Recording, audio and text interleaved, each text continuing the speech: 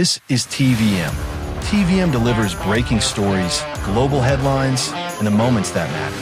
From exciting sports action to exclusive local events, we keep you connected.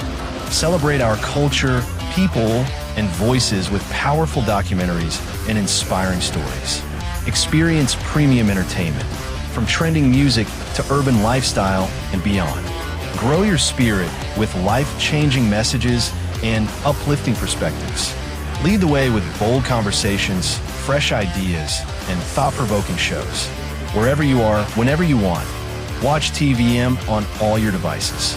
TVM, your world, your network.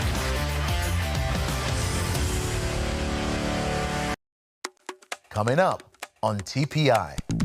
They were like, hey, have you ever, thought about acting? And I was like, well, I'm an actor, actually. And they're like, we're talking about porn.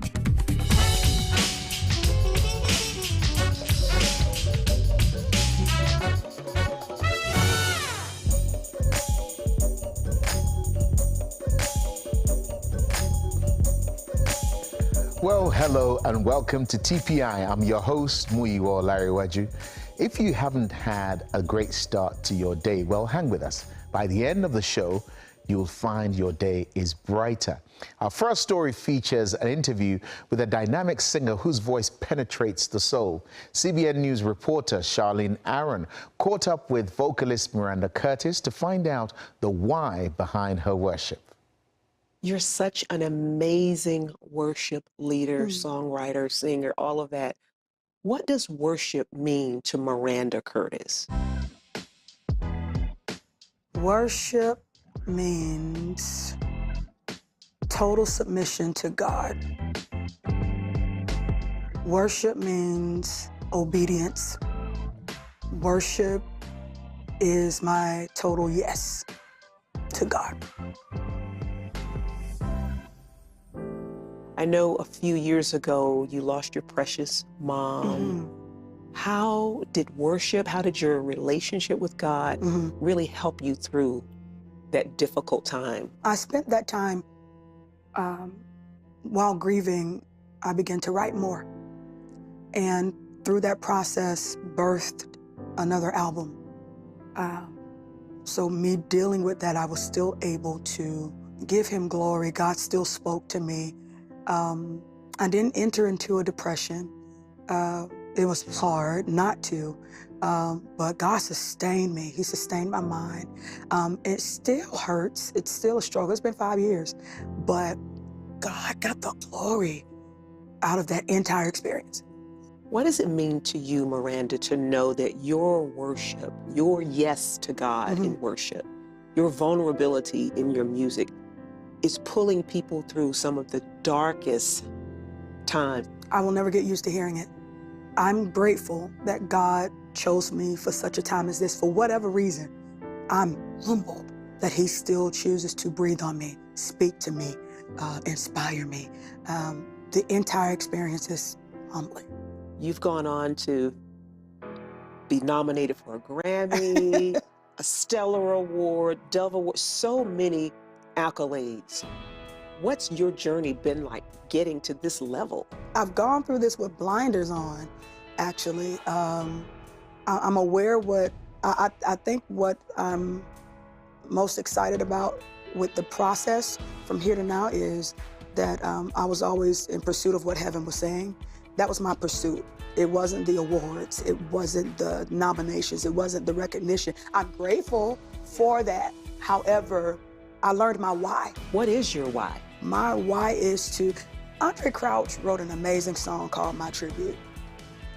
And one of the lyrics, one of my favorite lyrics in the world, because people know it by To God Be the Glory, but it's called My Tribute. But one of the lyrics says, just let me live my life and let it be pleasing, Lord, to thee. And should I gain any praise, let it go to Calvary. So let it ricochet off of me and go to Calvary. So my why is to point people to God. That's what worship is. What would you say is your greatest testimony? I was able to be silent in the midst of turmoil. I was able to be silent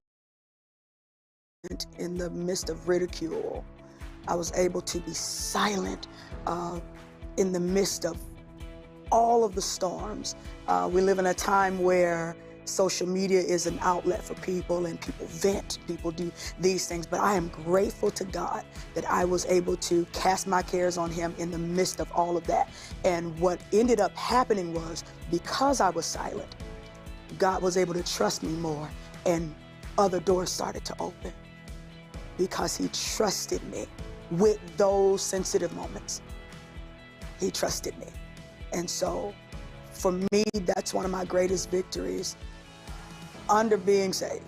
What is next for Miranda Curtis? I know you got some things cooking, and we just can't wait. I had a live recording on May 31st, 2024. And I'm very excited that we will be releasing a single very soon, and the album released next year. The Miranda Experience Reloaded. It was an amazing night of worship. When I tell you Jesus was the center of the entire night, and the people came, the people saw him, the people felt him, the people experienced the tangible presence of God. And so my prayer is that what we felt in that room, the people will feel once they hear the album. So that's my prayer.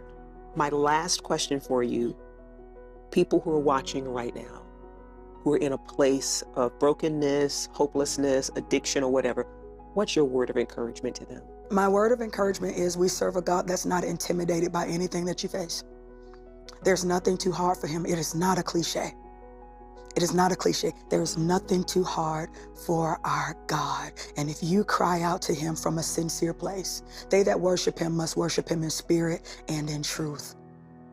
Be your honest self in his presence. You don't have to lie. If you need help, tell him. And he's the God that will save. He's the God that will deliver.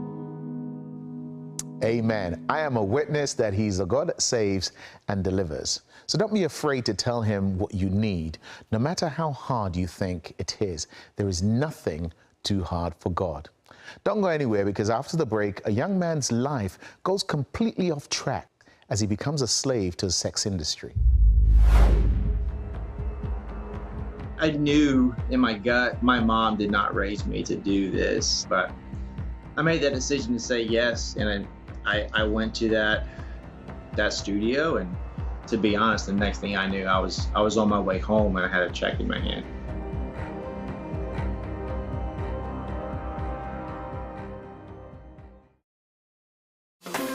Your Turning Point experience doesn't have to end when the program is over. Follow us on your favorite social media.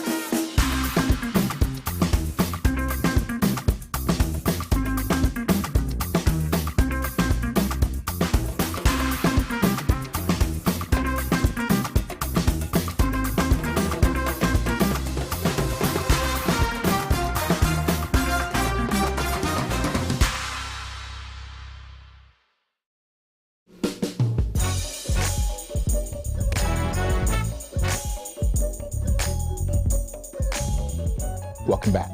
The man in our next story was promised fame and fortune, which he did receive. However, as the saying goes, nothing comes without a price, and the cost of his newfound riches turned out to be far greater than he ever anticipated. Here's his story.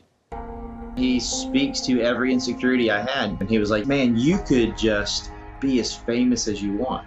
Joshua Broome was one of the most popular porn actors in the world, and his choices led him to the brink of suicide. I wanted to die, and I felt like I dug myself such a gigantic hole that I could never get out. Joshua was raised in a loving home without the presence of his father. That caused me to feel like I needed to prove myself, because I was struggling with this insecurity and self-worth and identity. As a teenager, he sought approval and an identity in modeling. This is something that I'm good at. This is something I can find, purpose in. This is something I can find, like, I can identify with. Joshua felt like he was on an emotional roller coaster between acceptance and rejection.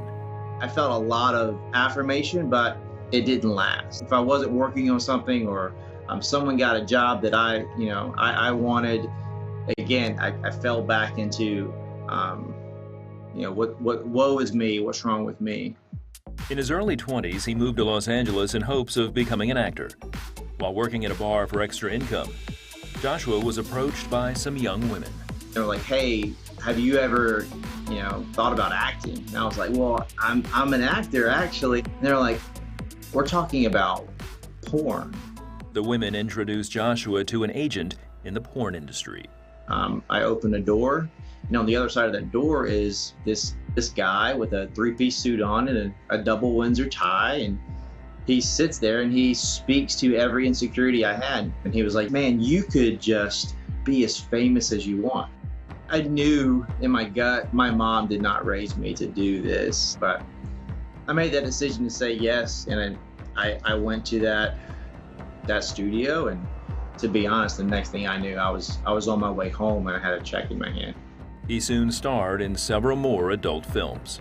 That was a very long process of me justifying one thing and then doing another, and then all of a sudden is I stopped justifying it.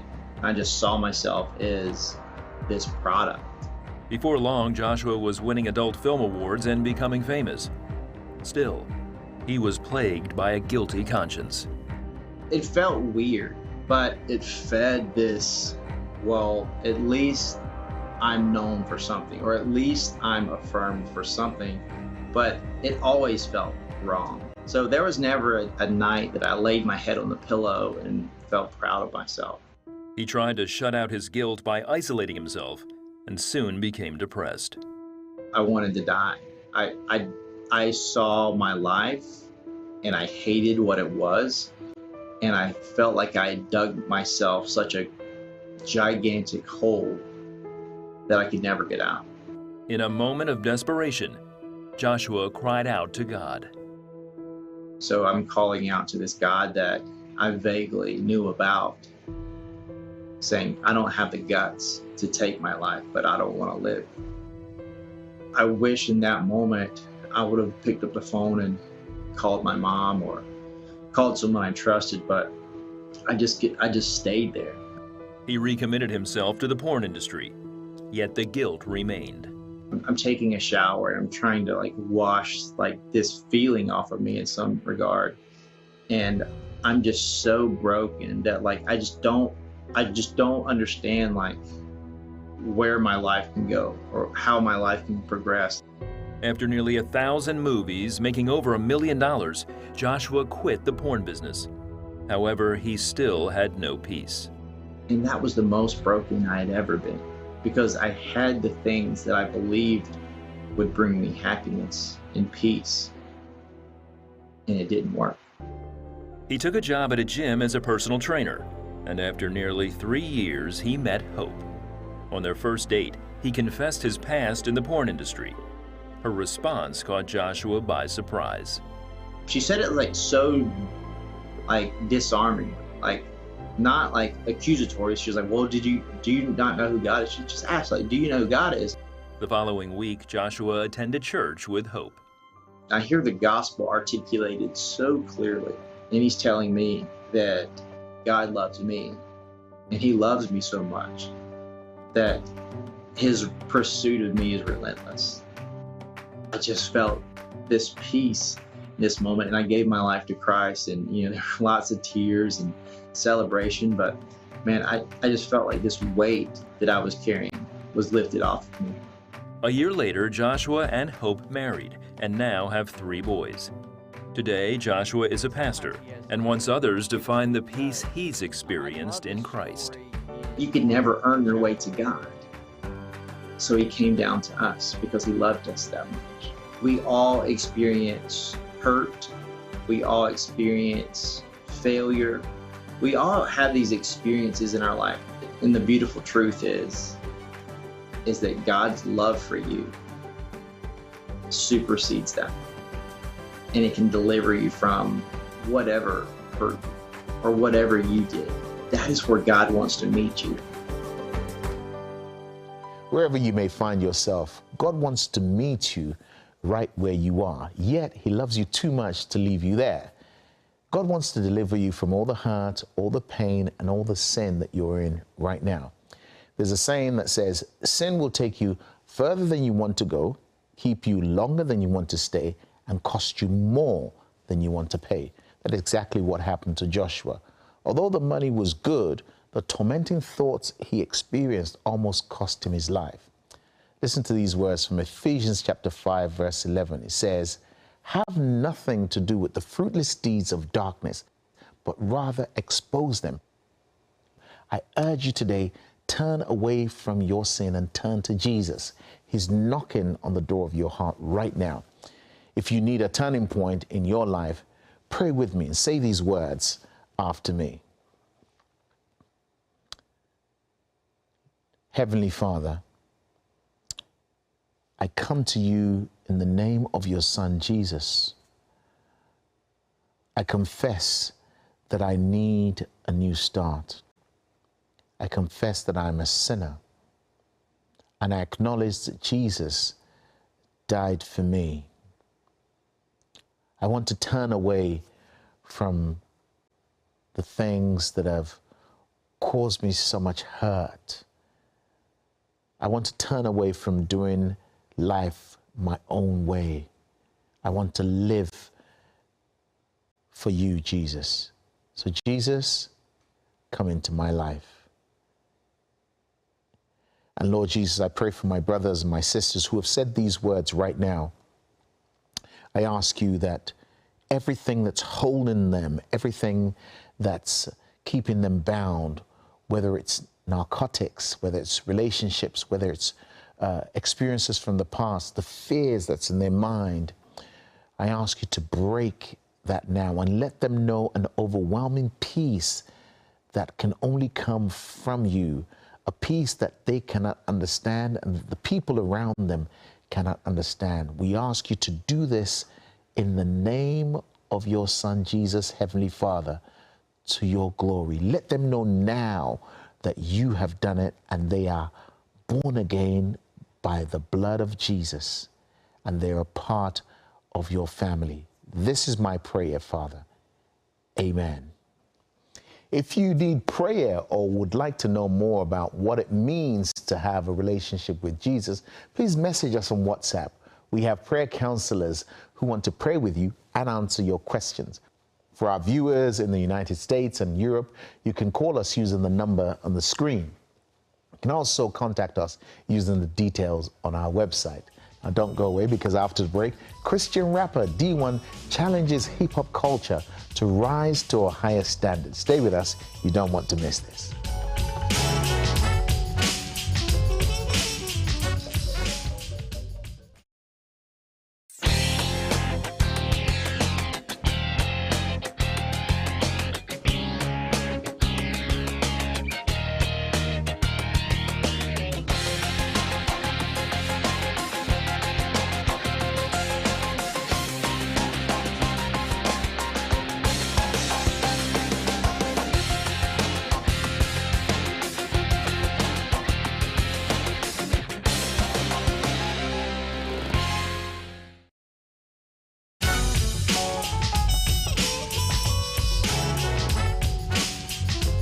Welcome back. Rapper D1 graced the TPI stage a few years ago. Recently, he stopped by the studio for an inspiring conversation about his mission and passion to transform hip-hop music. It hasn't been an easy journey, but he believes it's worth it. Erica Linney brings us his story. Over the last few years, D1 has been on the rise. His music has soared into the top 10 Billboard charts, and he's earned an Emmy nomination for his work with the 2023 documentary, The Manhattan Project: Electronic Field Trip. He also adds to his resume author and Harvard professor. While he is experiencing great success, D1's true passion is to transform hip-hop culture, encouraging others not to create or promote music that glorifies murder, drugs, or the disrespect of women through an idea he calls the Platinum Pledge. Now, you are really taking this message of challenging hip-hop artists to basically do better. What spurred your desire to challenge current hip-hop as it is, and what is the response you've gotten from artists and fans? This is the 50th anniversary of hip hop being a genre. All I see is everybody wanting to celebrate the culture this whole year, right? And I think we should celebrate the aspects of the culture that are healthy, but we should challenge the aspects of the culture that are toxic and that are unhealthy and that are deadly and detrimental. So all I've been doing is saying, I have the type of love for hip hop that's called transformative love. Transformative love is, let's affirm and celebrate what's positive, but let's figure out how we can do better with the aspects that aren't positive. And it seems like some people feel threatened when you say we can do better, because it's not just to artists that I'm saying we can do better. It's fans, it's executives as well. It's saying we can do better if we truly want to grow. What I think I've been exposing is that people are like, dang, he's exposing the fact that we don't really want to grow. We just want to make our money and go home at night, and we don't care about what impact it's having on people's kids. Well, I know for some artists that, you know, they say, I'm just talking about what I know. You know, I grew up in a certain neighborhood. We saw murder, we saw crime, we saw all kind of stuff. So how do you find that balance between someone sharing their story, which can really impact someone, and where you feel like they're actually glorifying murder and violence? Yeah, we're all adults here. So I just think that people clearly know the difference between narration and glorification. Narration is talking about where you came from, what you've seen in the past, what's part of your story, or you're narrating other people's stories. You're talking about something, giving an objective perspective. This is just simply speaking about what I've seen, what I've been around. Glorification is to make something up to look amazing. And when you narrate the ills of what goes on in the ghettos inside the hoods, when you narrate what needs to change about racism, about discrimination in this country, when you narrate those things, you inspire people to become social activists. But when you glorify those things, you inspire people to become thugs and gangsters and criminals and disrespect women and dope dealers. Yeah. Now, you grew up in New Orleans. Yeah, so can't nobody talk about, well, you can't relate because I come from here. Man, I come from the Ninth Ward of New Orleans. Shut up. You know what I mean? Yeah. Like, all that, you ain't seen what I seen. Man, chill, bro. If I wanted to, I could glorify just what I saw on a regular basis in my neighborhood. In the Goose, you know what I'm saying? In New Orleans East. But I choose not to glorify those things. I choose to say, I'm going to take that and figure out what needs to be done to make my environment better for the next generation. So tell me about the Platinum Pledge. Yes. So the Platinum Pledge was something to where I started to ask God, like, God, where am I supposed to be leading people? Because right now I see that I have the culture paying attention to the conversations that I'm bringing about, saying we can do better. Challenging other rappers, challenging fans. If you truly want to see a change in hip hop, you got to support the people that are making the music that's glorifying something positive and something godly. As I was doing this, I was like, I need a way to galvanize everyone and unify everyone. So the Platinum Pledge, okay, in the music industry, the word platinum is synonymous with the highest level of achievement, right? So I took the word platinum and I turned it into an acronym: people leading a transformation involving newly unified mindsets, right? The Platinum Pledge says, we vow to come together to say we don't want to create, promote, or consume music that is glorifying murder, glorifying drug dealing and drug use, glorifying the disrespect of women, and glorifying sexual irresponsibility, right? Those four things, I figured that was a broad enough scope to where people could unify behind those concepts and say, yeah, that's real. Like, we don't want to see those type of things glorified in music. And I've been getting people to sign the Platinum Pledge to now form a community to where the world can see it's not just D1 that's saying that this isn't healthy for us and we can do better. It's thousands and thousands and thousands of people.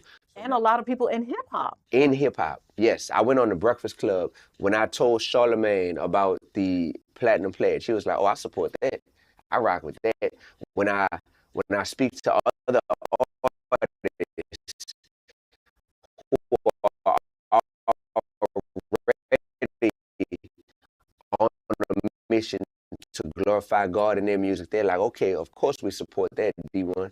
So there's so many people in and outside of hip hop who support this. And now that I have everyone unified, the goal is to continue building it. So I want people to sign the Platinum Pledge so we can simply say we've drawn a line in the sand, and we are proud to say that we are on this side of the line, because this side of the line aligns with what God will want from us, you know?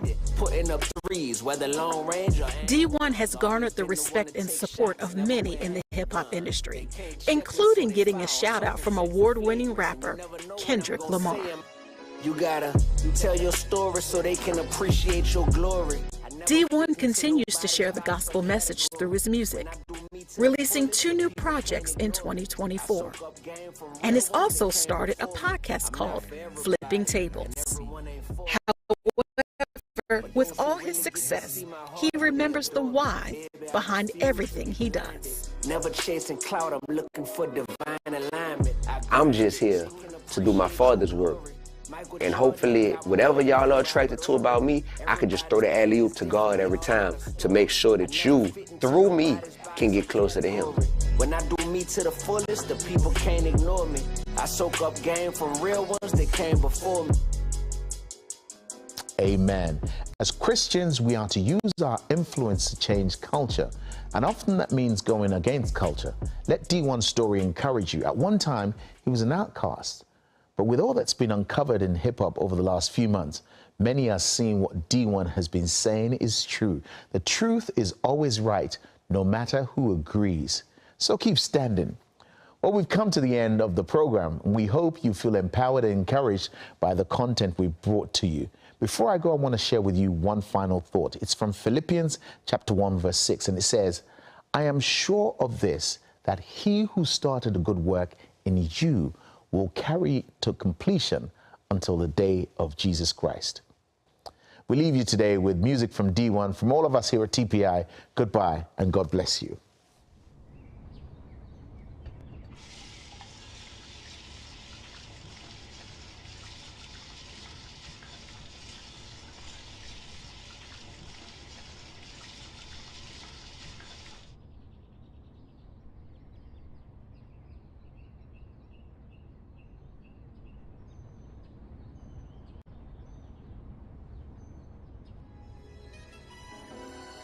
Yeah, it's one of them real ones. You gotta tell your story so they can appreciate your glory. Michael Jordan ain't got more rings than Robert Horry. Everybody's path is different, we all got a story. I never fit into nobody's box or category. When I do me to the fullest, the people can't ignore me. I soak up game from real ones that came before me. I'm not for everybody, and everyone ain't for me. But those who really get to see my heart, they adore me. Using this pencil to scribble what's in my mental. Got famous on accident, was just trying to be influential. Unless you serving the devil, I promise I'm not against you. My heaviest competition is reaching my full potential. I had a deal with Cash Money, but I never signed it. Before I got into this game, I knew my assignment. Mission vision, baby, I refuse to be blinded. Never chasing clout, I'm looking for divine alignment. I grinded, scrutinized my skills, made improvements. Now I own apartment complexes. You need a unit? I'm out in Munich, Germany, then in Rotterdam, Amsterdam, Manchester, London, with a lot of fans. Making memories with my brethren. Pray my dead homies singing melodies in heaven. And don't be scared for me. You know who I'm fighting for, it's in my name, yeah. Oh no. Underdogs and outcasts. Tell your story so they can appreciate your glory. Michael Jordan ain't got more rings than Robert Horry. Everybody's path is different, we all got a story. I never fit into nobody's box or category. When I do me to the fullest, the people can't ignore me. I soak up game from real ones that came before me. I'm not for everybody, and everyone ain't for me. But those who really get to see my heart, they adore me. My life is like a perfect balance of pleasure and pressure. I'm blessed beyond measure, but the blessings ain't my treasure. A trailblazer, so when they hate, I remain fine. Pull my team through, then tap my wrist. It's dangerous.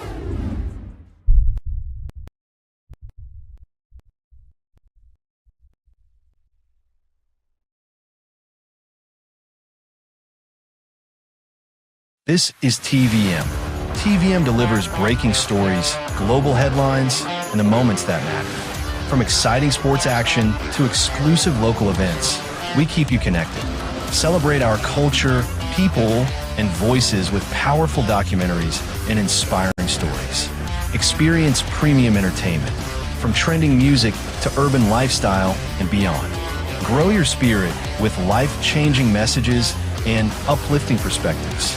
Lead the way with bold conversations, fresh ideas, and thought-provoking shows. Wherever you are, whenever you want, watch TVM on all your devices. TVM, your world, your network.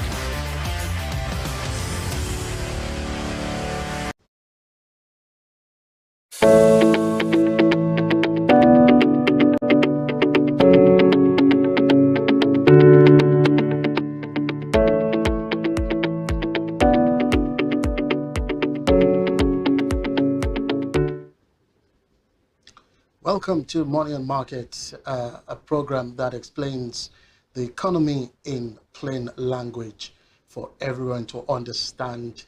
And of course, it is a program that shows you how the economy affects you, everything around you, especially your pocket.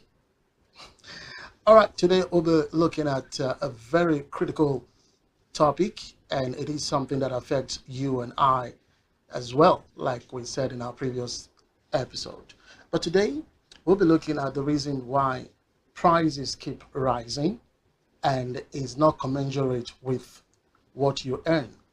In other words, why is it that your money cannot buy you exactly what it used to buy? There's a reason why that happens. Just one word in economic terms: inflation. Now, many of you must have heard a lot about the word inflation. Today we'll today we'll break down things really nicely and simplified in order for even the market women and of course those in the street to understand what inflation is all about. Now, simply put, like I said, we'll not be going into those economic jargons, but simply put, inflation means prices rising over time. The way the price rises over time, the general, rise in price is what inflation is all about. So when inflation, for instance, goes up, the value of money goes down. When inflation, I want you to take note of this because as we go deeper into the discussion today, you will get to understand why I said this line now, that when inflation goes up, the value of your money goes down. Let's take a critical example. If 10,000 naira bought, a full bag of food items like last year or let's say a couple of years ago, but today that same amount of money, which is 10,000 naira, now buys half of that bag of food items, then what just happened is inflation. All right, what just happened is inflation. So what Nigerians experience every day, the increase, especially when you see them at fuel stations, in terms of transport hike, in terms of rentage that is up, and yes, in terms of what we see in the market every day. This is exactly what we refer to as inflation. When you see the hike in foodstuff in the market, at fuel stations, in the transport industry, those of you who travel a lot, you get to understand what I'm saying. And of course, for those of you who pay rent, when your rent is due, your landlord or the property, the owner of the property where you reside or where you do your business will come and say, there's a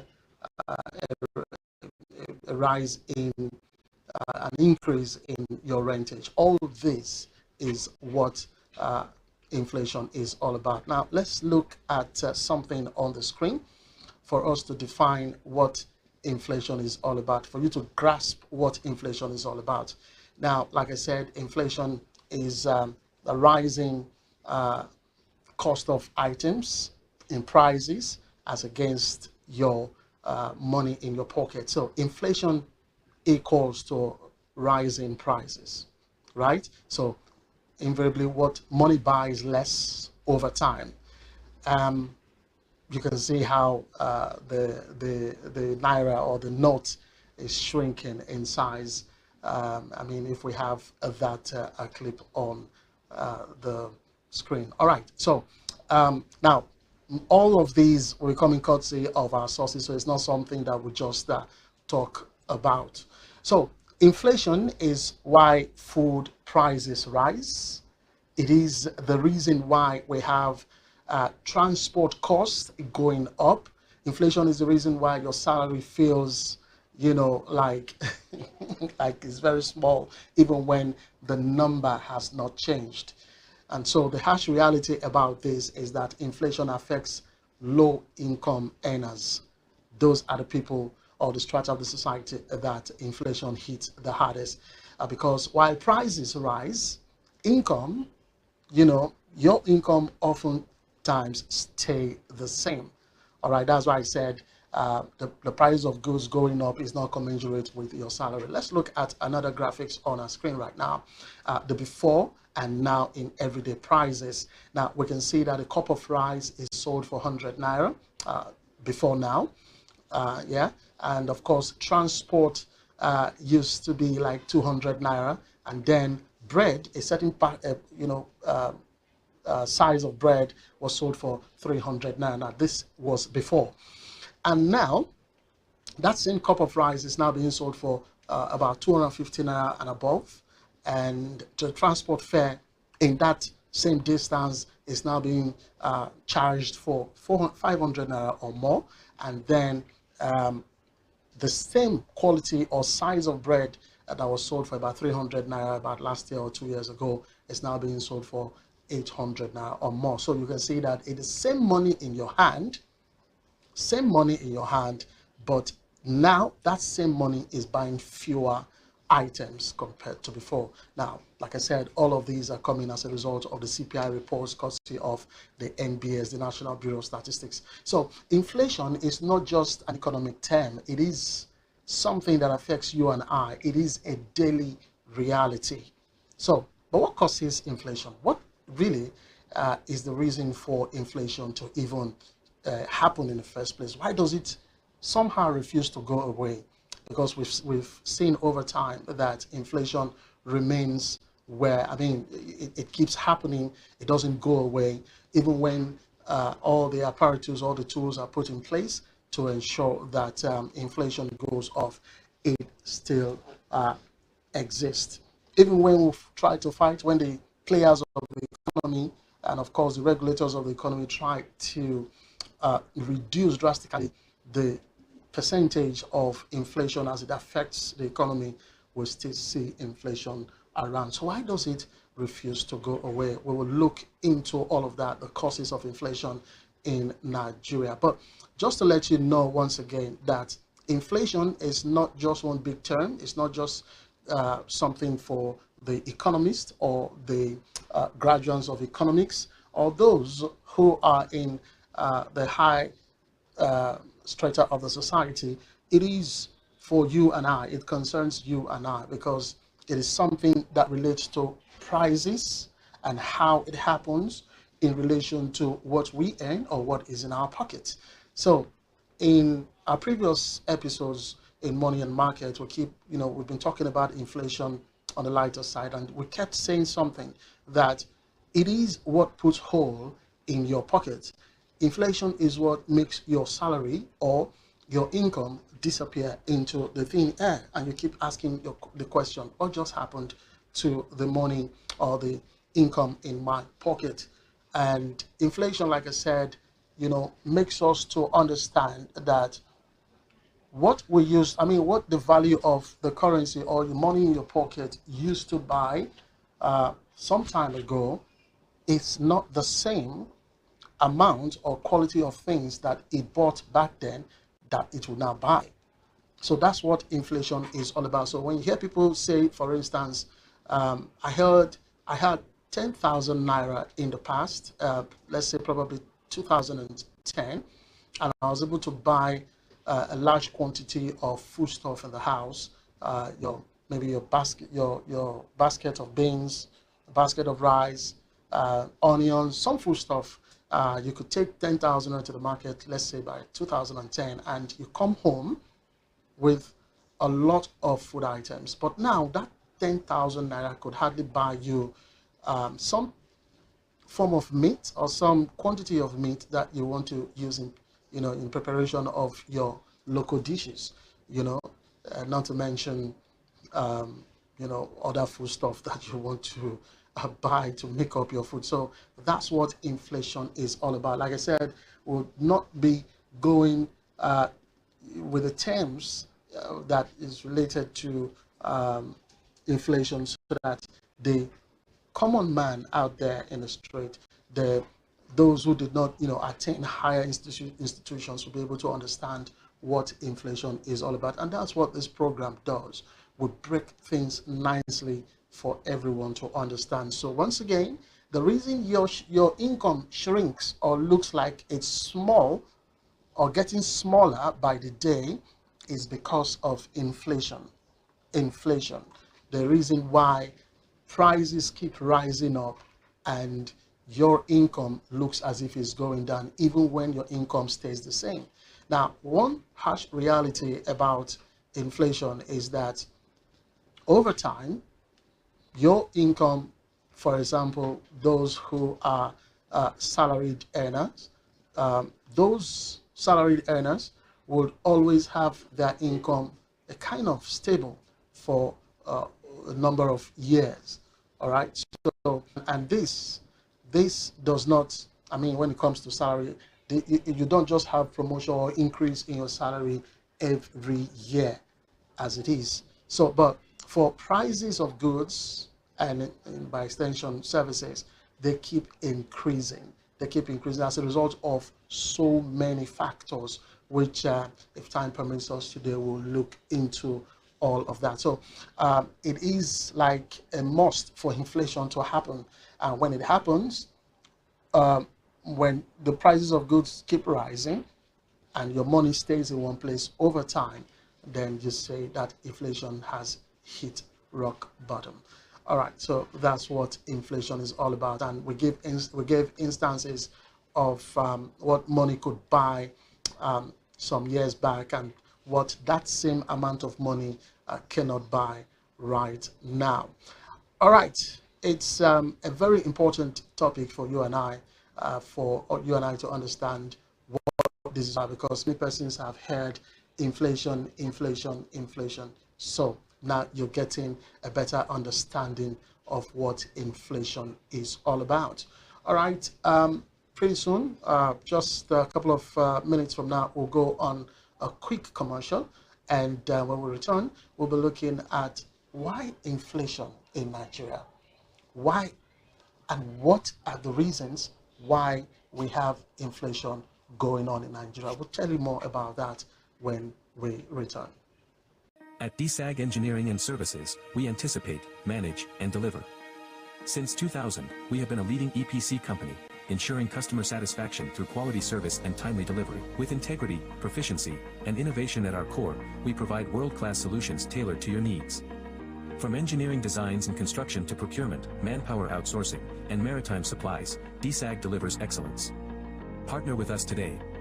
Visit www.dsag.net or call +23 4807 254 8724. DSAG Engineering and Services, anticipate, manage, deliver.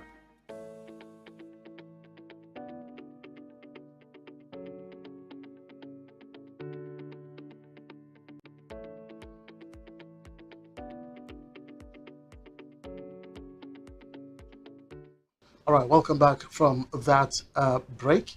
And before we went on that break, we said we're going to be looking at the causes of inflation in Nigeria. Now, we have been talking, we're trying to get to the meaning of inflation, what inflation means, and I hope we've been able to deal with that. But let's go into the in-court flesh of this particular topic now.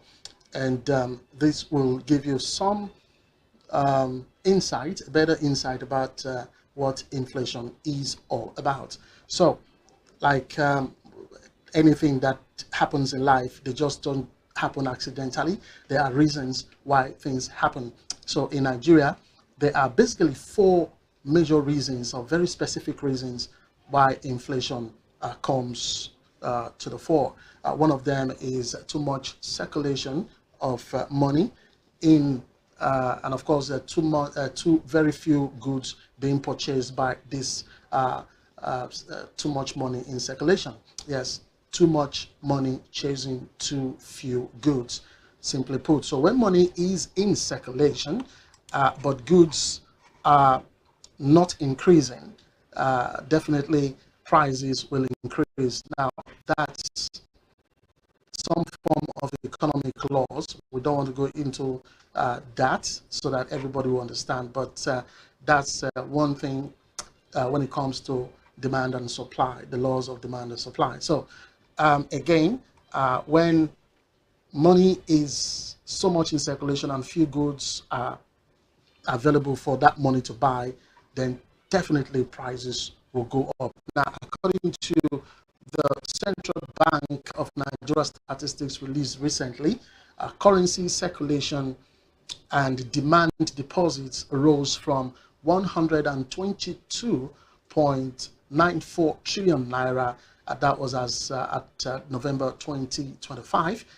It rose to 124.4 trillion naira as at the end of December 2025. So you can see that there was a sort of increase, about 2.90 trillion naira increase in the circulation of money and demand deposits. Let's look at the graphics we have before us, trying to explain the too much money and too few goods, because you can see that many people are chasing few food items. Okay, so the let's should I go on with the second cause now, the second reason? But definitely, for you to understand something, is that where we have so much money in the economy, cash liquid as it's called, like I said, I don't want to go into those terminologies, but when we have so much cash in circulation and demand deposits, I don't want to go there, but you know, for you to grasp what I'm trying to say, when you have so much circulation, so much money in circulation, and it becomes few goods with us, you know, available in the market, then the sellers will want to increase the prices of such goods. All right, let's go to the second reason. Like I said, there are 4 in number. The second reason is high cost of production. High cost of production. Now, let's look at it. When fuel prices increase, when electricity is unstable, when transport costs increase, definitely you as a business owner would not want to, you know, share or take the burden of these things I just mentioned. I will explain better. But you definitely would now add these factors in your business. You now add them to what you are producing, to the price of what you are producing. So because no businesses or no business wants to sell at a loss. So these burdens will now be passed on because fuel, electricity, transport, these are part of your production. These are part of your production. And so the cost of having these available for your production, you want to add them to the price of what you are producing. Okay, so get that understanding. And no businesses will now say, okay, you know, because there's hike in fuel, there's electricity tariff that is so high most times, and of course electricity is even unstable, but then the electricity tariff is high because it's unstable. You buy fuel to run your generating sets, and then transport costs increase. You now say you want to bear the burden as a businessman. You will not make profit. And that's why I said no business wants to run at a loss. So you see on the screen, fuel goes up, electricity goes up, is not even available in the first place. transport fare goes up, definitely the prices of that particular product will go up. All right, let's look at another reason why there is inflation in Nigeria. This one is on exchange rate. That's a very, very major factor when it comes to inflation. Now, Nigeria imports a lot, food, fuel, machines, raw materials.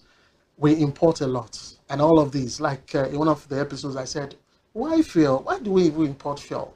Well, because we do not have enough refineries to refine crude oil to now give us the various products that would come out of the crude oil when it's refined. So Nigeria imports a lot of food, no doubt about that.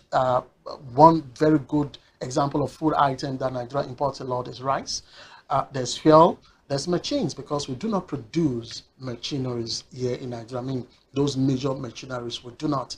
And so we'll have to import a whole lot of them. And then raw materials for to do our businesses, we also import this. So we talked about the Naira, the currency recently.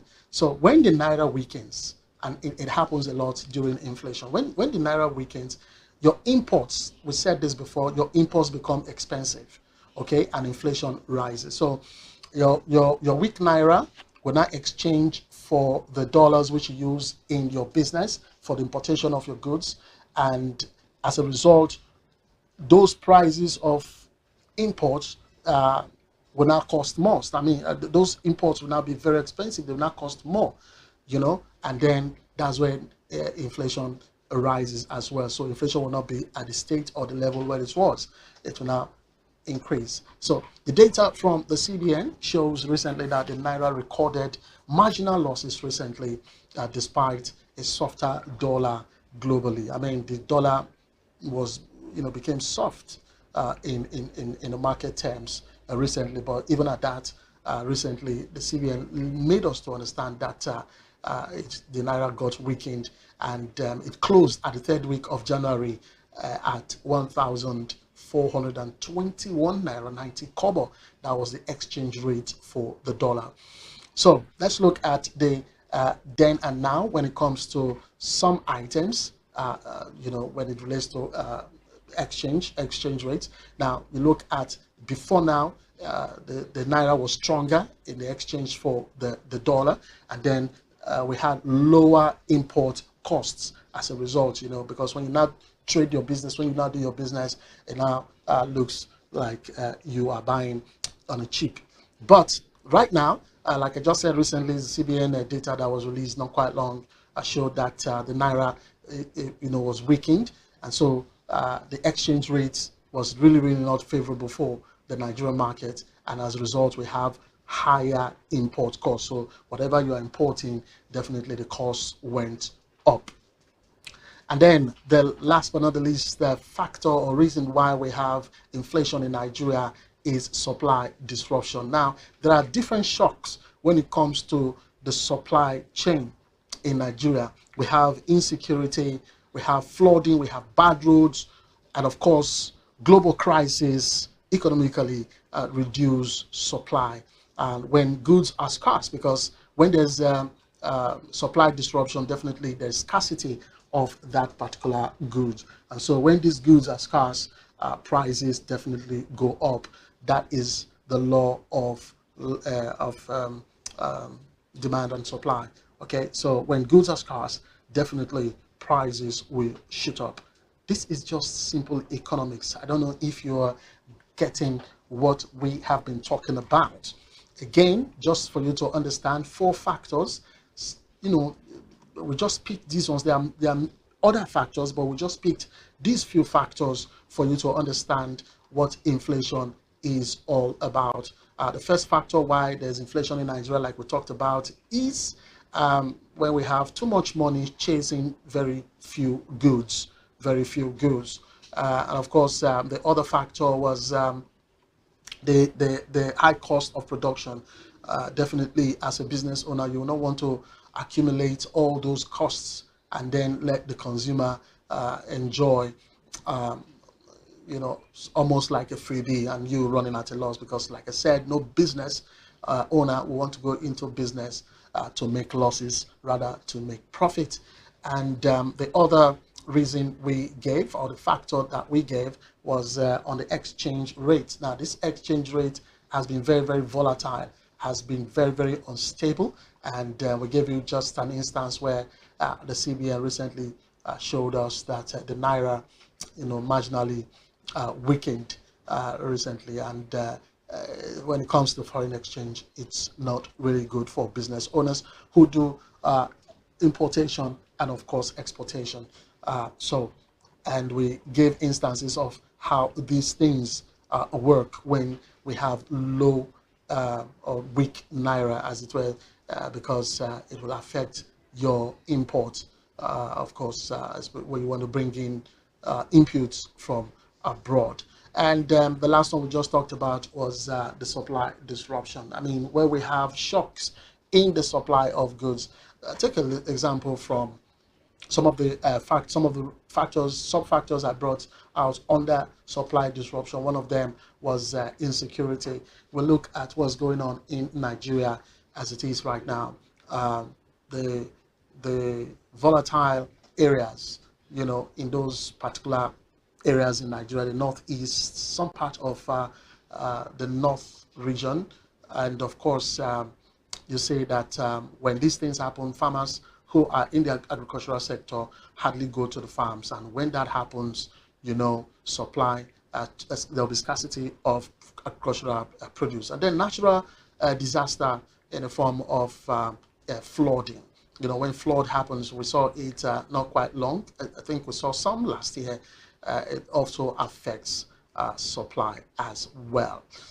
All right, so I hope you're getting the drift right now, what inflation is all about. When we come back, because we'll go for a short break right now, we'll look at how inflation affects you, your job, and your business. Stay with us. At DSAG Engineering and Services, we anticipate, manage, and deliver. Since 2000, we have been a leading EPC company, ensuring customer satisfaction through quality service and timely delivery. With integrity, proficiency, and innovation at our core, we provide world-class solutions tailored to your needs. From engineering designs and construction to procurement, manpower outsourcing, and maritime supplies, DSAG delivers excellence. Partner with us today. Visit www.dsag.net or call +23 4807 254 8724. DSAG Engineering and Services, anticipate, manage, deliver.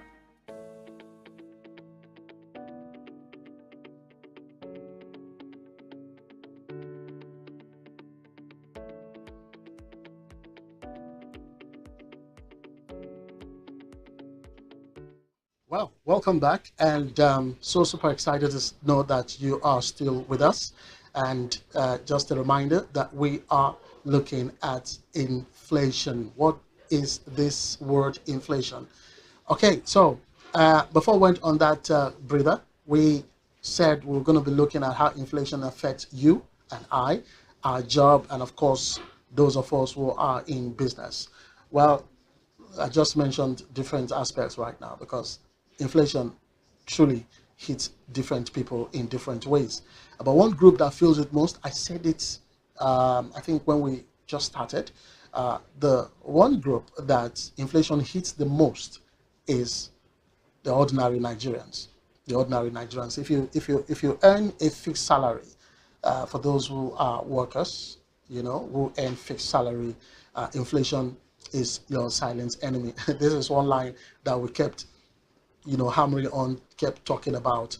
It is your silent enemy, inflation, especially when you are a fixed earner, when your salary is fixed.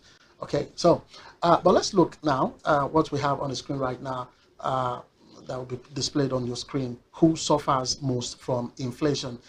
I just said about fixed salaries earners. Yeah, so salary earners are one of those who are most affected by inflation.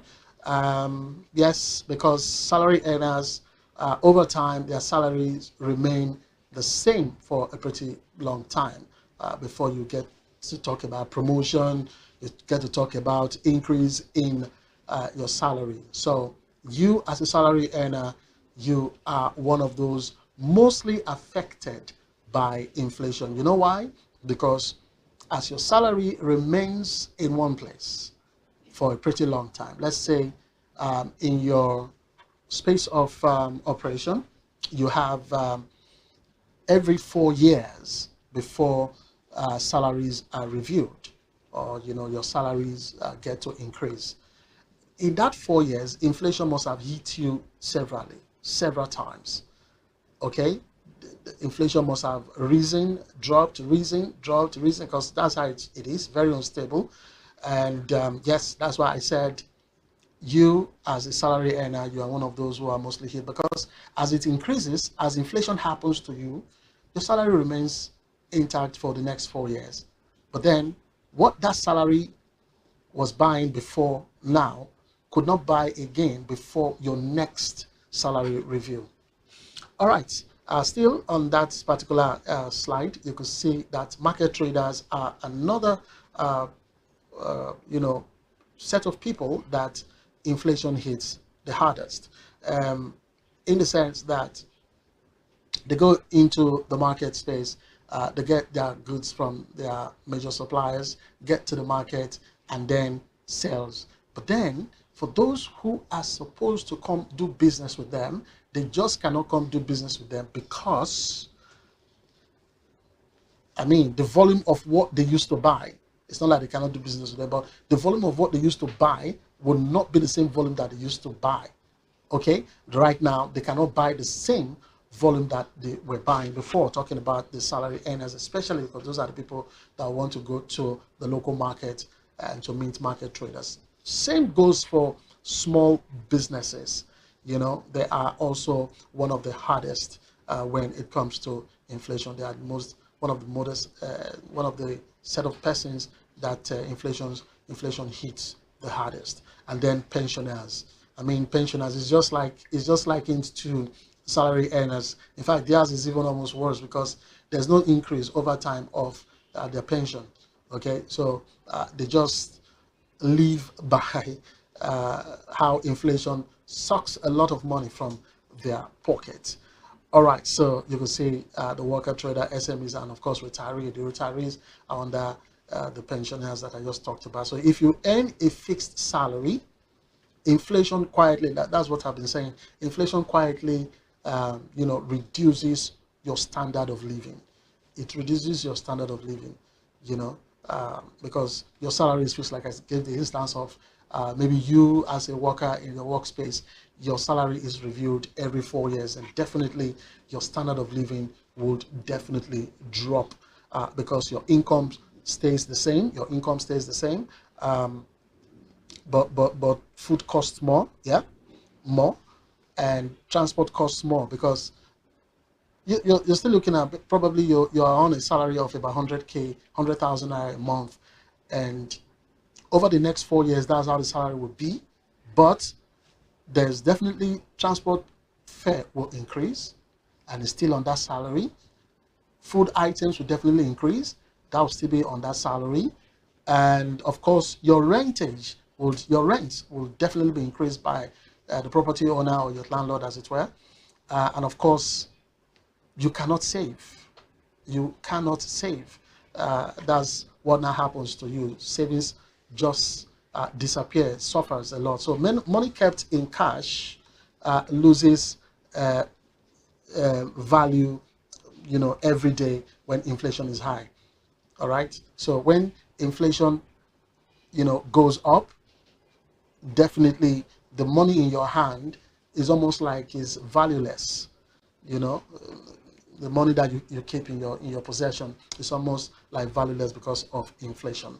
All right, let's also, for a look at small businesses now, we're looking at the home front. All right, let's look at small businesses, what inflation does to small businesses. They are the next in line anyway, for those who are most affected after those guys I talked about, the salary earners, the market traders, the small businesses, and of course pensioners. So for small businesses, inflation means unstable prices. That's what inflation brings to the fore for small businesses. The prices will never remain the same. It will always be going up and down, up and down. The down I'm even referring to is not like it's coming to the original price of how it used to be. For instance, some years ago, just a few years ago, I think before President Bola Tinubu became president, we know how much a bag of rice was. Okay, so when he came overboard, the price of rice went shot up, and for some time, I think sometime last year, the price of the bag of rice dropped. Okay, now when I say dropped, when you compare to what the amount it dropped to, and that same the same bag of rice, how much it was before he became president, you'll see that it's not really a drop. Okay, let's assume a bag of rice then before he became president was let's say 30,000 naira, and when he became president, it's all assumption now. I don't want to go to correct figures. I want you to understand where I'm coming from. So before he became president, let's assume it was 30,000 naira to a bag of rice, and then when he became president, a few months later, bag of rice was like 100,000 naira. All right. Now, few years later, let's say about 2 years later, after he became president, the bag of rice now went to 70,000 naira.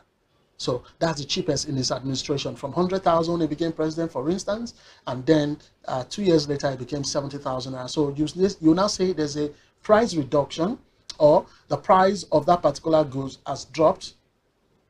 When you compare the price, 100,000 and 70,000 naira, it's 30,000 naira drop. But now compare this 30,000 naira drop, the 70,000 naira that it is, let's say at the present, and compared to when he became president, when it was 30,000 naira, would you say that there is a price drop? All right, you get where I'm coming from. So unstable prices for small businesses, and then reduced profit, because where there is instability with pricing of goods, definitely your profit would not be on the rise, like constantly, on the rise, but instead it will go like up today, tomorrow it will reduce, to, just like that, up and down. So it's even unstable, your profit. But definitely when you want to look at when you were doing business a couple of years ago and now, you say that your profit has reduced. All right. And in this same space for small businesses, you could see that customers are buying less. Like I said, your salary is not increasing, it's still there, and the prices of goods are increasing. So what you have to do is, like they used to say, cut your cloth according to what?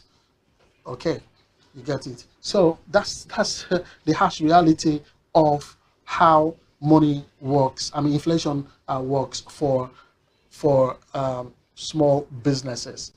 All right, so let's look at the graphics before us again, and you will get to understand the before and now on business reality. Okay, you'll see that before on the left, you say is that we had stable costs, okay, and predictable profit. Now this for businesses, we had stable cost or stable prices for the goods that they want to sell to the customers or to the consumers, and then they had predictable profit. They could predict that, okay, at the end of the first quarter of the year, my profit margin will be at 2%.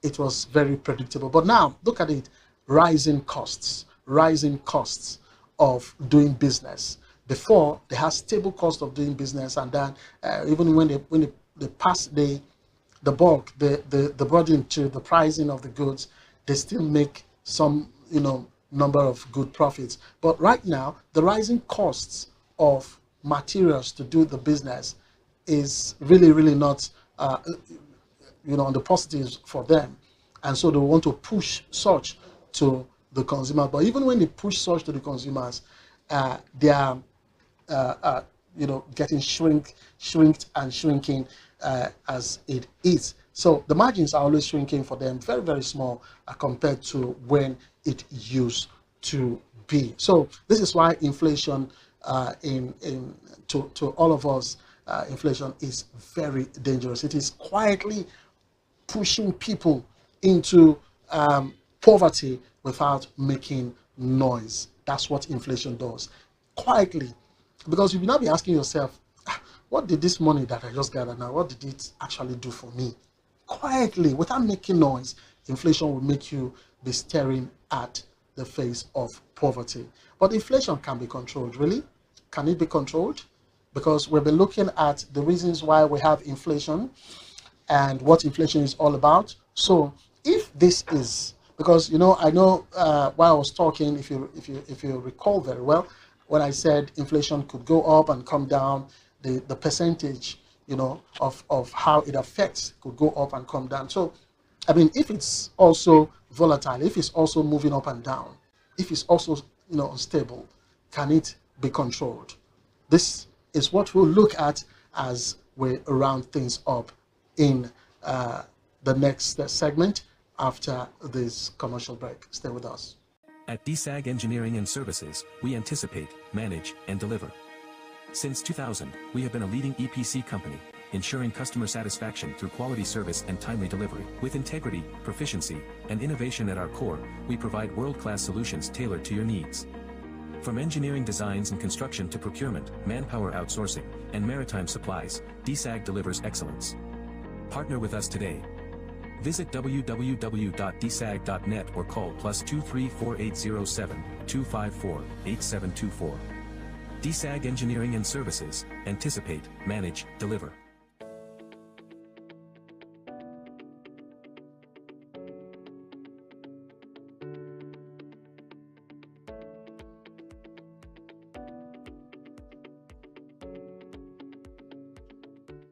All right, welcome back from that break. And before we went on the break, we said, we asked the question, can inflation be controlled? Can inflation be controlled? We will answer that question very soon. And we'll also look at how inflation, how Nigerians, you and I, can cope in the face of inflation. So let's ask ourselves the first question, can inflation be controlled? Can inflation be controlled? Okay, so we have regulators of the economy. Every government, every country has regulators, and Nigeria is not exempted in this particular matter as well.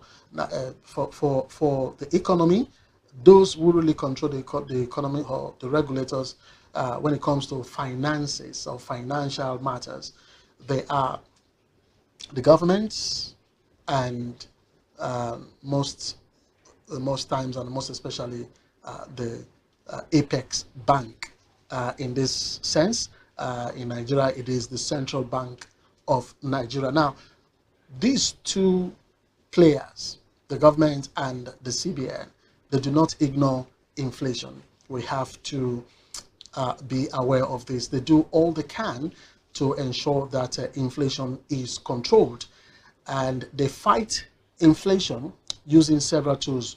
There are several, but we'll look at just two of them. One of them is interest rate, and the other is boosting local production. Let's start with the interest rate. The first is the interest rate. Now, the understanding, or the what's the word? I really want to break this down really nicely. This simplified, or the simple method, to help control inflation. You cannot remove inflation. That's one thing for sure, because if you do your studies, if you go on a research on other economies, in other parts of the world, you will definitely be hearing inflation is reduced to 1.something% or 2% or 12%, whatever it is, So it is the understanding that inflation cannot go away.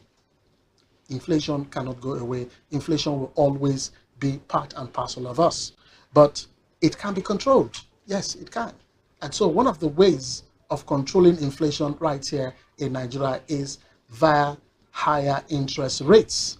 Now, with higher interest rates, this brings about reduction in spending, and of course it slows down price increases. That's what this higher interest rate does. The interest rate. So we go on a higher interest rate. When there's a higher interest rate, it brings this spending capability to a certain level, reduced to a certain level, and then it also slows down, price increases.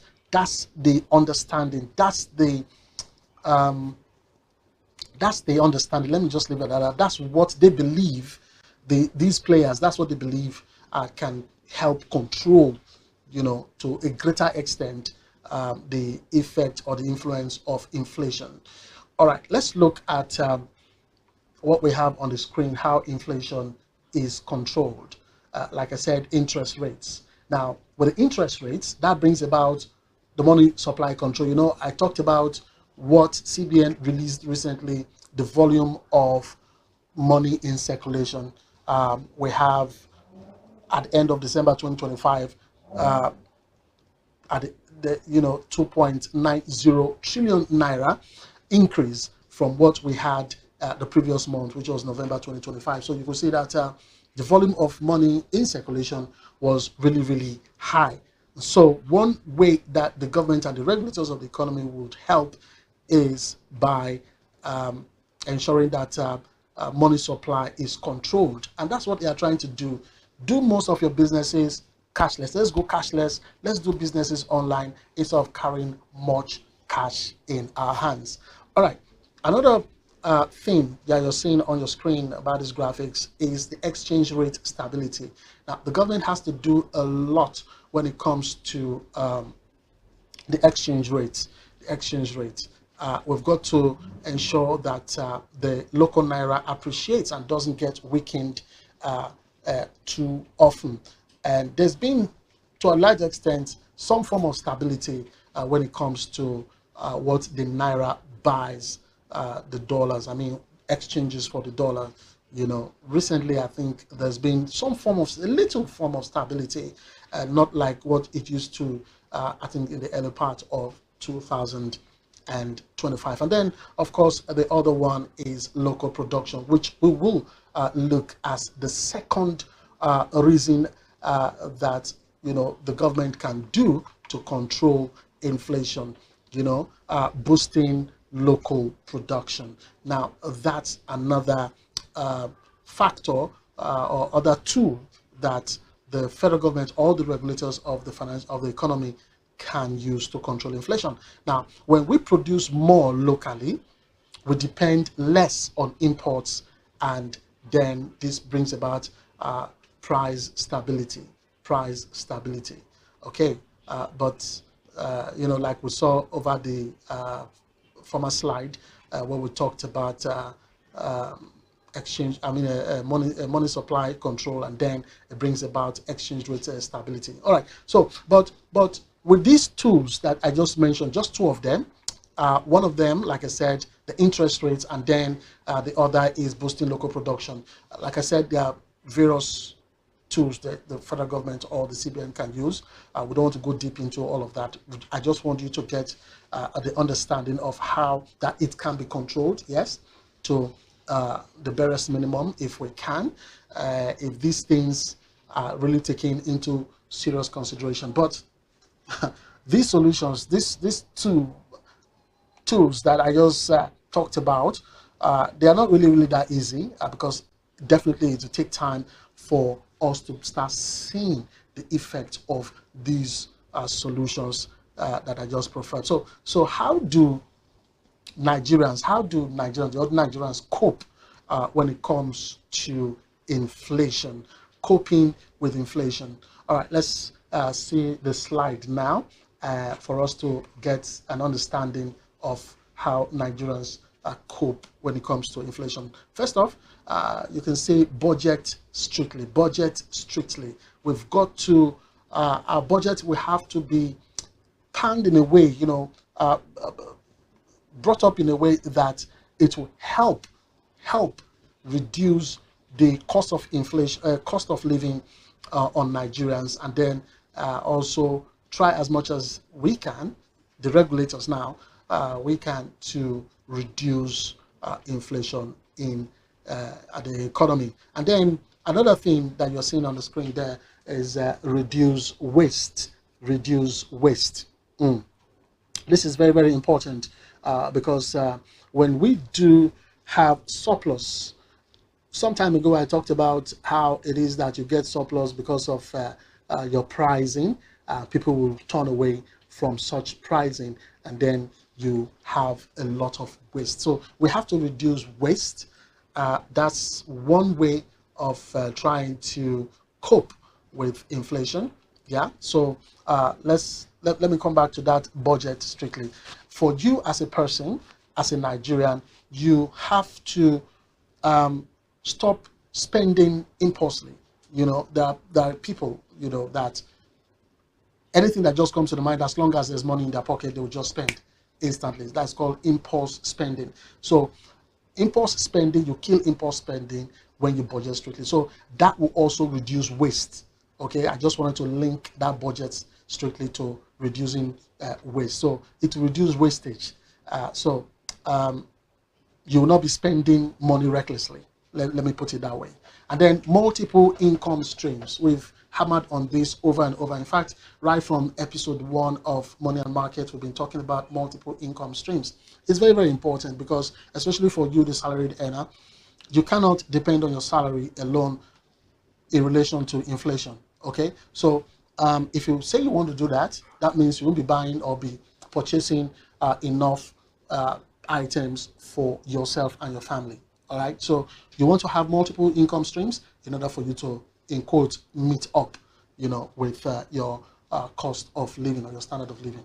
All right, so multiple income streams would help you cope with inflation. Another is to invest wisely. Now, don't just jump, we talked about this before, don't just jump into every business ideas that come your way. It could come in the form of Ponzi scheme, because they still call it business idea. It will come in the form of a pyramid business, whatever model. So you've got to look at those things very, very critically before you say you are jumping into spending your money on investment. All right, so inflation is not just an economic statistics, okay? It is the reason your money feels weaker. So get the understanding of what inflation is. Inflation is not just for the scholars. It is not just for the big corporations or for government. It concerns you and I, even you, the market woman, the trader in the market, even you, the vulcanizer, even you, the artisan, whoever you are. Inflation concerns you. It is the reason your money feels weak. And when you say, my money cannot buy me what I used to, it is inflation that is at play. So understanding what inflation is the first step to surviving the inflation. Okay? Now, understand one thing. Inflation is like your enemy. It puts hole in your pocket. Okay? So get that understanding. I hope we've learned a great deal of what inflation is all about. Like I said, can inflation be controlled? Yes, you have seen how it can be controlled. I just brought out 2 key tools on how it can be controlled by the government or the regulators of the economy. One through interest rates, and the other through boosting local production when we do not depend solely on foreign production, as it were. Okay, so that is all we have for Money and Market today on the topic inflation. I hope we have been able to explain what inflation is all about. By the way, Money and Market is the program where we explain the economy in a way everyone can understand. And I hope we have delivered that to you right now. And of course, you now have a better understanding of what inflation means and how it works. And I want to say thank you so much for staying with us, for watching And before I say I'll see you next week or next time when we bring you another interesting and educative episode of the program, always do know that TVM, the app, is available on, on Apple Store and of course on Google Play Store. You can download the app, and of course you can follow us via that app. You can also watch us on the go via different channels that you're seeing on your screen right now, on YouTube, Facebook, and what have you. And of course, there's a particular number on your screen right now where you can also reach us via text, call, or even via WhatsApp message. We will be so glad to hear from you. And yes, I want to say thank you once again for watching. Until then, always remember that in money matters, impatience leads to regret. Wait until the numbers make a lot of sense to you. Wait until the timing is right. Goodbye for now.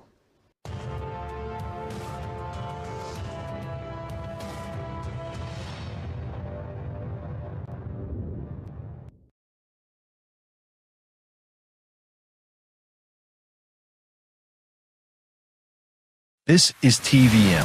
TVM delivers breaking stories, global headlines, and the moments that matter. From exciting sports action to exclusive local events, we keep you connected. Celebrate our culture, people, and voices with powerful documentaries and inspiring stories. Experience premium entertainment, from trending music to urban lifestyle and beyond. Grow your spirit with life-changing messages and uplifting perspectives. Lead the way with bold conversations, fresh ideas, and thought-provoking shows.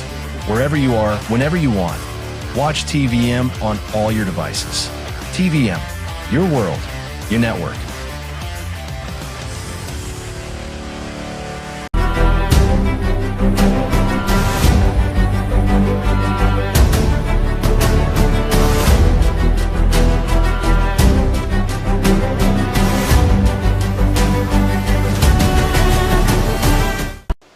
In every democracy, power does not operate in silence. Someone must ask the questions, tell the stories, and shine the lights where others would rather keep things hidden.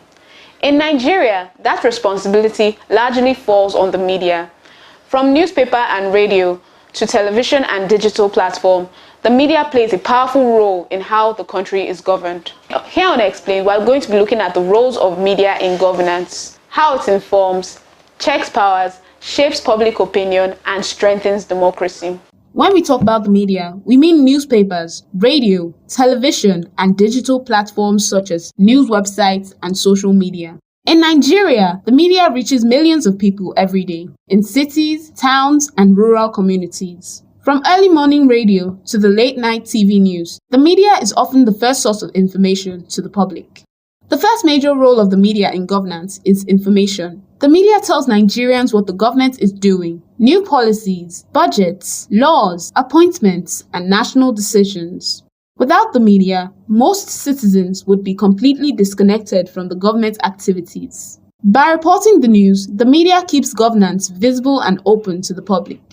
Another important role of the media is acting as a watchdog. Journalists observe government actions, investigate wrongdoing, and expose corruption or abuse of power. When public funds are misused or leaders fail to do their jobs, the media brings these issues to public attention. This role helps discourage bad behavior in government and remind leaders that the public is watching. Because of media reports, government officials are often forced to explain their actions. When stories trend in the media, ministries issue statements, agencies respond, and sometimes investigations are opened. This process is called accountability, leaders being answerable to the people. In this way, the media helps balance power between the government and its citizens. The media does not only report news, it also educates the public. Through discussions, interviews, and special programs, the media explains government policies, citizens' rights, and national issues in simple language. Radio programs in local languages and TV discussions help Nigerians understand how governance affects their daily lives. Elections are a major part of governance, and the media plays a key role during this period. The media educates voters, introduces candidates, reports campaigns, and monitors the electoral process. On election days, media coverage helps promote transparency and reduces the speed of rumors. This helps citizens make informed choices and strengthens democracy. The media also gives ordinary Nigerians a voice. Through phone-in programs, interviews, and social media engagements, citizens can express their opinions and raise concerns. This allows the government to hear directly from the people and encourages public participation in governance. Despite its importance, the media in Nigeria faces challenges. These include pressure from powerful individuals, threats to journalists, lack of funding, and the spread of fake news. Some media houses also struggle to remain independent. These challenges affect how effectively the media can perform in its role in governance. Without the media,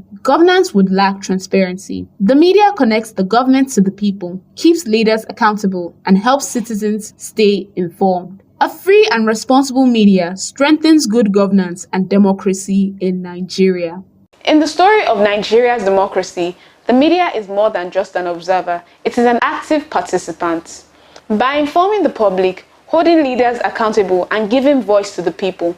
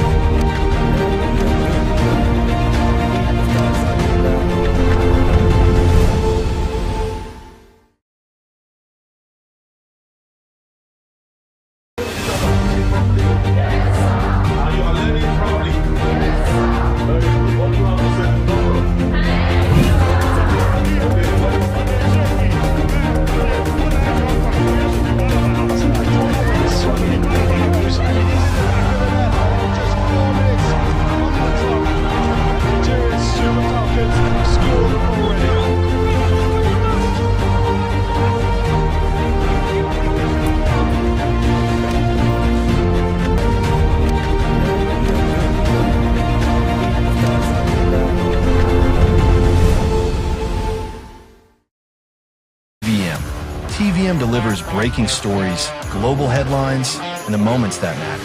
From exciting sports action to exclusive local events, we keep you connected.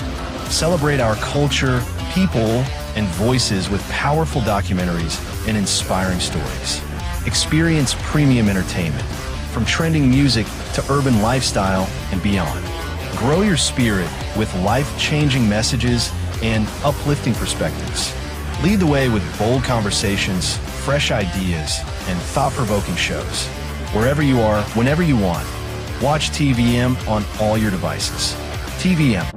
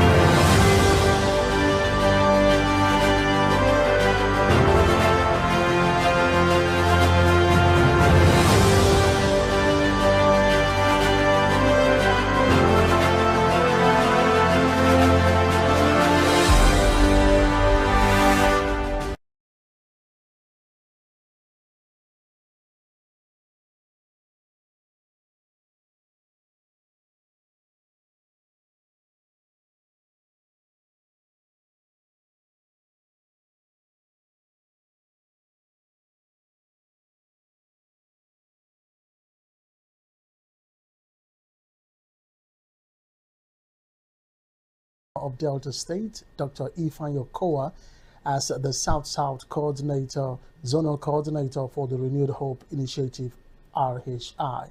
This strategic appointment comes as the presidency intensifies its grassroots engagement across the 6 geopolitical zones.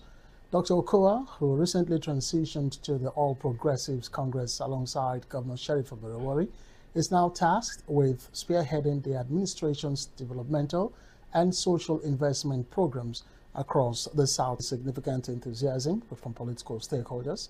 By selecting Dr. Okowa, the president appears to be leveraging the former governor's deep-rooted influence and administrative experience to consolidate the renewed hope agenda in a region traditionally known as an opposition